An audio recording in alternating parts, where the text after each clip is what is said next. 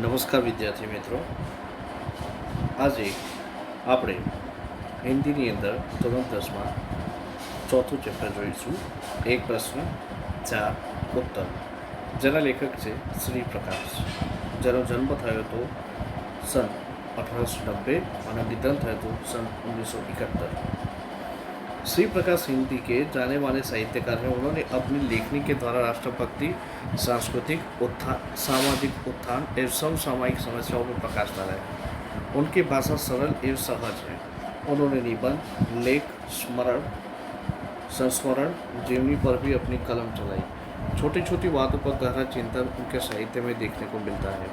प्रस्तुत पाठ में श्री प्रकाश द्वारा पूछे गए एक ही प्रश्न का उत्तर 4 महानुभावों ने अपने अपने ढंग से दिए हैं. हमारा देश तभी उन्नति कर सकता है जब देश का प्रत्येक नागरिक पूर्णतः ईमानदारी, लगन एवं निष्ठा के साथ अपना छोटे से छोटा कार्य करेगा. यही 4 महानुभावों के द्वारा दिए गए उत्तरों का यहाँ पे निष्कर्ष है. तो मित्रों, ये था लेखक परिचय और पाठ का सारांश. अब हम पाठ की ओर आगे बढ़ते हैं. तो सबको ही कुछ न कुछ खपत होता है. मुझे भी कई बातों का खपत है. उनमें एक यह है कि जब किसी विदेशी से मेरी मित्रता हो जाती है और उन्हें सहृदय पाता हूँ, साथ ही यह समझता हूँ कि हमारे देश में बहुत दिनों से रहने के कारण वे पर्याप्त अनुभव भी प्राप्त कर चुके हैं, तो उनके किसी अवसर पर मैं पूछता हूँ, आप कृपा कर यह बताएं कि क्या कारण है कि हमारे देश में इतने विशेष पुरुषों के रहते, इतने बड़े बड़े आंदोलन के होते हुए भी देश कुछ उन्नति नहीं कर पा रहा है. ऐसा मालूम होता है कि हम ज्यों के त्यों पड़े हुए हैं. अवश्य ही हमारे मित्र इससे चकित होते हैं, उत्तर देते हैं, संकोच करते हैं और शिष्टता के नाते क्षमा चाहते हैं, पर मैं उन्हें छोड़ता नहीं और उनको उत्तर देने के लिए बाध्य करता हूँ. मेरे पहले मित्र एक वृद्ध ईसाई पादरी हैं. वे 36 साल से भारत में ईसाई मत के प्रचार में तो उतना नहीं, पर सपत्नी देश के दरिद्र नर नारियों की सामाजिक सेवा में लगे रहे हैं. मेरे हृदय में उनके लिए बड़ा सत्कार और प्रेम है. उनका उत्तर थोड़े यह है कि तुम लोग अपने काम में गर्व नहीं लेते. विश्वास से उन्होंने बताया कि यहाँ पर जब किसी को कोई नौकरी चाहिए तो अतिशयोक्तिपूर्ण शब्दों से वह दरखास्त देता है. बहुत ही विनय और सम्मान के साथ वह आरंभ करता है. अंत में प्रतिज्ञा करता है कि यदि स्थान मिल जाएगा तो वह सदा अपने मालिक की शुभकामना करेगा. और स्थान मिलते ही मित्रों, वह अपने काम अर्थात अपनी जीविका के साधन को ही खराब समझने लगता है. अन्य साथियों से मिलकर काम खराब करने के लिए षड्यंत्र रचने लगता है और मालिक की नाकों पर दम डालता है. और देशों में भी लोग नौकरी की दरखास्त देते हैं. वे साधारण शब्दों में प्रार्थना पत्र लिखते हैं और जब स्थान मिल जाता है तो इस तरह काम करते हैं जैसे संसार की गति उन पर निर्भर करती है और वे यदि काम छोड़ दे तो संसार डूब जाए.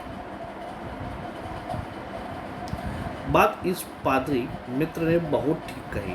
हमें अपने काम का गर्व नहीं है. दुख तो इसका है कि मुल्क की परंपरा में अपने काम का गर्व करना आदेश है. जाति भेद इसी पर निर्भर करता है. एक जाति का आदमी दूसरी जाति के आदमी द्वारा अपना मान मर्यादा नहीं चाहता. वह अपनी जाति वालों के बीच अपना उपयुक्त पद और स्थान चाहता है. यह अपनी जीविका के साधनों का बड़ा आदर सत्कार करता है. बढ़ई अपने औजारों की और दुकानदार अपनी बहियों की निश्चित तिथियों पर पूजा करता है. पर लंबी दास्ता के कारण हम अपनी परंपरा को भूल गए हैं. हम अपना काम छोड़कर दूसरों का काम उठाते हैं. एक काम छोड़कर दूसरा काम लेते रहते हैं. हम अपनी असफलता का दोष दूसरों को देते हैं. स्वयं दुखी रहते हैं और दूसरों को भी दुखी करते हैं. कोई काम ठीक न कर सकने के कारण अपने को खराब करते हैं, काम को भी खराब करते हैं. स्वधर्म निर्धन श्रेय, अपना धर्म या कर्तव्य करते हुए मर जाना श्रेयस्कर है. यह आदेश हम भूल गए. हम अपने काम में गर्व नहीं लेते. माने कि हम हमेशा हमारा काम दूसरों पे ही ठोकते हैं कि अगर हमारा काम ना हो तो हम नसीब को हम देते हैं कि नसीब में ऐसा ही लिखा था और दूसरों को भी हम ठोक देते हैं। दूसरे मित्र एक वृद्ध सरकारी कर्मचारी ICS के सदस्य हैं। 30 वर्ष से अधिक भारत में गवर्नमेंट नौकरी पर हाल में पेंशन लेकर वापस स्वदेश गए। न जाने कैसी मेरी उनसे बड़ी मैत्री हो गई। वही सवाल मैंने उनके सामने पेश किया। उत्तर मिला, तुम लोग जिम्मेदारी नहीं समझते। मित्रों, यहाँ पे ये दूसरा मित्र है, दूसरा व्यक्ति है जो एक वृद्ध सरकारी कर्मचारी है जो ICS के सदस्य है। 30 वर्ष से अधिक भारत में गवर्नमेंट नौकरी कर हाल में पेंशन लेकर वापस स्वदेश गए। न जाने कैसे मेरी उनसे बड़ी मैत्री हो गई। वही सवाल मैंने उनके सामने पेश किया। उत्तर मिला, तुम लोग जिम्मेदारी नहीं समझते। विस्तार में इसका अर्थ यह है कि व्यक्ति का समष्टि की तरफ जो कर्तव्य होता है उसे हम नहीं जानते। जो काम उठाया उसे करना चाहिए, यह गुण हम भूल गए हैं। किसी को किसी पर विश्वास नहीं रह गया है। खाने की दावत हो तो न मेजबान को यह विश्वास है कि मेहमान सबसे समय से आवेंगे, न मेहमान को विश्वास की समय पर जाने से खाना मिल जाएगा, न गृहस्थ को के विश्वास की धोबी और दर्जी वायदे पर कपड़े दिए जाएंगे, न धोबी और दर्जी को विश्वास है कि हमें समय से। तो मित्रों, किसी को भी किसी पे कोई भी ज़्यादा विश्वास नहीं होता।